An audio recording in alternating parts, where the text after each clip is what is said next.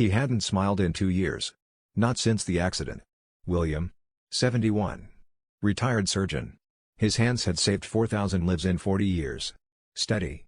Precise. Gifted. Then the tremors started. Parkinson's. Early stage. But for a surgeon, there is no early stage. There is only before and after. He retired overnight. No ceremony. No farewell. He simply stopped going in.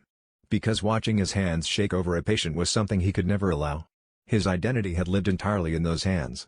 Without them, who was he? He moved to a small house near the coast. Alone. His children called on Sundays.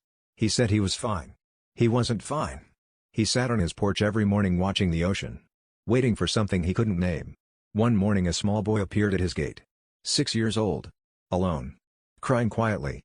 "I'm lost," the boy said. William stood up for the first time in weeks. He found the boy's mother 3 streets away. Frantic. She collapsed with relief. The boy, Noah, looked up at William before leaving. "Thank you for finding me." 4 words. William stood on the pavement long after they were gone. For 40 years patients had thanked him. Thousands of words of gratitude. He had accepted them professionally. Moved on. These 4 words from a 6-year-old destroyed him completely. Because for the first time in 2 years, he had been useful.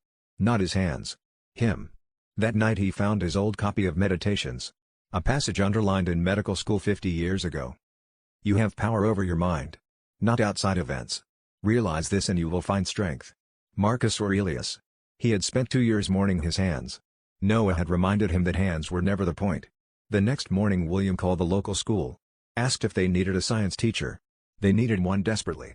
His hands shook when he wrote on the board. Not one child ever mentioned it. They were too busy learning. Your gifts change shape. You don't have to.